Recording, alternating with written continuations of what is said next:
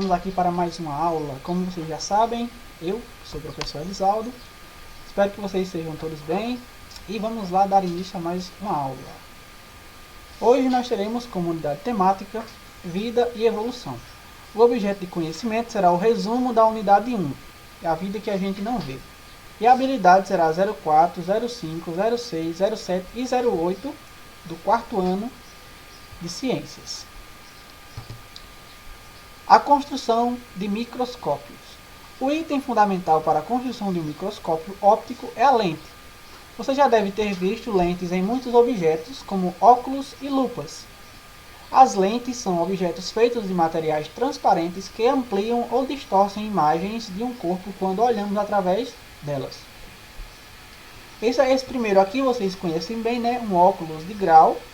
As pessoas utilizam os óculos de grau para enxergar melhor. Aqui nós temos a lupa. A lupa também ela vai ser mais ou menos da mesma forma que o óculos, porém ela vai ampliar muito o que você vai colocar, seja uma letra, seja um número. E nós temos também um copo com água. A água também ela vai distorcer um pouco a imagem, certo? Ela vai ampliar também o tamanho e muitas vezes ela pode até inverter de posição. Através da observação com o microscópio óptico, Robert Hooke percebeu que ela era formada por inúmeras câmaras vazias, que ele chamou de células.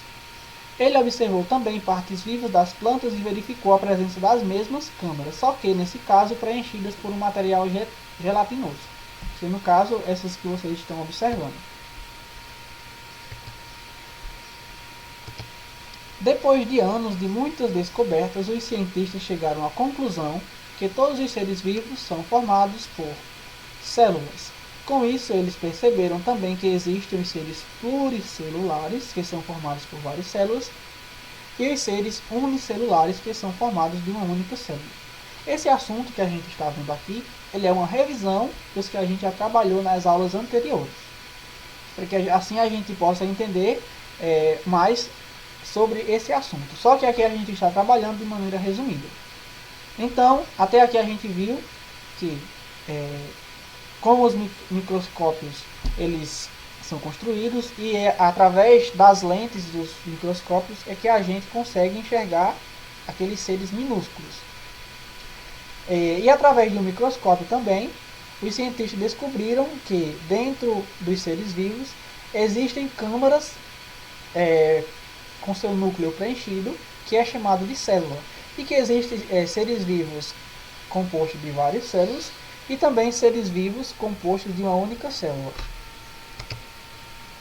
Vamos falar agora sobre os vírus.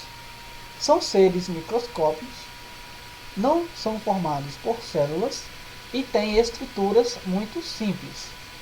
Eles só conseguem viver e se reproduzir dentro de células de outros seres vivos. Por causa dessas características, os cientistas ainda não chegaram a um acordo de que os vírus são ou não seres vivos. E aqui nós temos vários vírus. Temos o vírus da gripe, o vírus do sarampo, o vírus da dengue e também temos a representação daqui do novo coronavírus.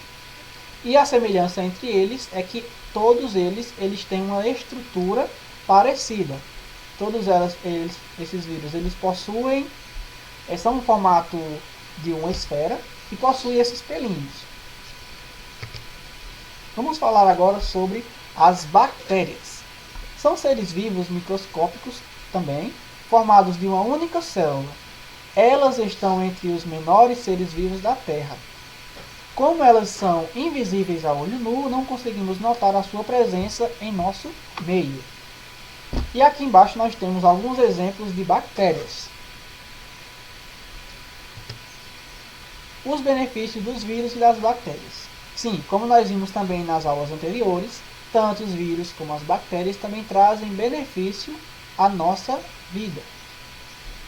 Tanto os vírus como também as bactérias podem trazer benefícios à nossa vida, seja na indústria farmacêutica, auxiliando nos medicamentos, que é o caso dos vírus, como também na indústria alimentícia e de muito ajuda no intestino humano.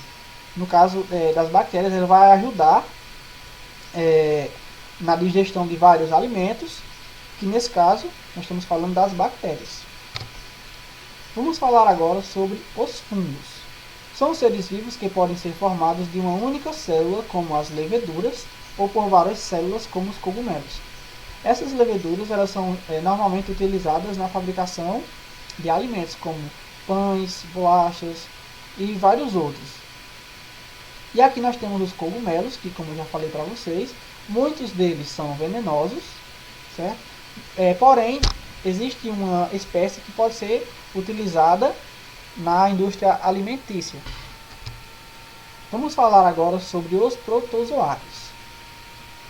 São seres microscópicos unicelulares, ou seja, formadas de uma única célula.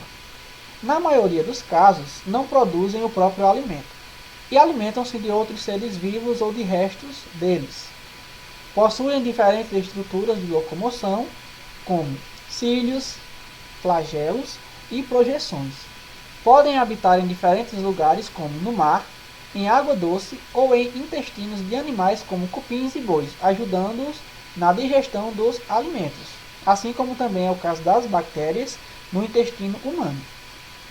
Aqui nós temos o paramécio, ele se locomove através de seus cílios. Nós temos o tripanossoma, que ele é um dos causadores da doença de Chagas. Ele se locomove através do seu rabinho, ou do seu flagelo. E temos a ameba. A ameba ela se locomove projetando a sua célula de lugar para lugar. Assim como os vírus e as bactérias, os fungos e os protozoários também trazem benefícios para a vida dos seres humanos. Os fungos podem ser utilizados na fabricação de alimentos como pão, bebidas alcoólicas e até mesmo na produção de combustíveis, como é o caso do etanol. E os protozoários podem ser utilizados até nas estações de tratamento de água. Água ou alimentos contaminados. Alguns micro-organismos patogênicos, ou seja, que causam doenças, podem contaminar os alimentos e a água. E se forem ingeridos, podem causar doenças como o cólera e salmonelose, causadas por bactérias, e a amebíase e a giardíase, causadas por protozoários. Essas doenças têm como sintomas principais diarreia e dores abdominais. E como fazer para não se contaminar com essas doenças? Como já tenho explicado também nas aulas anteriores, é preciso que a gente tenha hábitos de higiene. Alguns micro-organismos são liberados para o ambiente através de gotículas de saliva lançadas quando as pessoas doentes tossem ou espirram. E quando essas gotículas atingem o nariz, boca ou os olhos de outra pessoa, ela pode adoecer. Como vocês sabem, no nosso corpo existem diversos micro-organismos que também podem ser nocivos, ou seja, trazer mal tanto à nossa saúde como também à saúde de outras pessoas. E através de um simples espirro, a gente pode expelir esses germes para outras pessoas. E se for germes de doença, essa outra pessoa também vai ficar contaminada e vai adoecer da mesma causa. E a forma de prevenção? Quais são? Nós temos primeiro lavar bem os alimentos. Antes de ingerir, consumir apenas água tratada.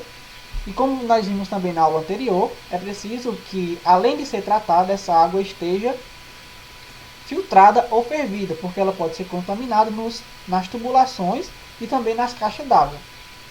Evitar colocar as mãos sujas em machucados, no nariz e nos olhos. Por quê? Porque quando a gente coloca nossas mãos sujas em algum machucado, alguma bactéria pode entrar em contato com o nosso sangue e contaminar todo o nosso corpo através disso. Da mesma forma acontece com o nariz e com os olhos. Quando espirrar, colocar um lenço ou o próprio braço na frente. Caso espirre nas mãos, lave-as imediatamente com água e sabão. Lavar as mãos antes das refeições, antes e depois de ir ao banheiro, tomar banho, cortar as unhas, manter roupas e sapatos limpos e escovar os dentes são práticas de higiene e nos previnem de várias doenças. E vamos falar sobre a tecnologia a favor da saúde. Nós temos as vacinas, que como nós vimos, é um direito de todo cidadão, que também vai nos prevenir de doenças. Os medicamentos tanto podem nos prevenir, como também eles auxiliam no combate a nossas doenças. E nós temos os aparelhos para os diagnósticos, que nós estudamos com o raio-x, estudamos o tomógrafo, que faz a tomografia e consegue localizar doenças em órgãos internos das pessoas que o raio-x não é capaz de localizar. Então é isso, crianças. Ficamos por aqui. Eu espero que vocês tenham entendido e tenham gostado da nossa aula de hoje. Como foi apenas uma revisão, espero ter contribuído um pouco com o aprendizado de vocês. Fiquem todos com Deus e até a próxima aula.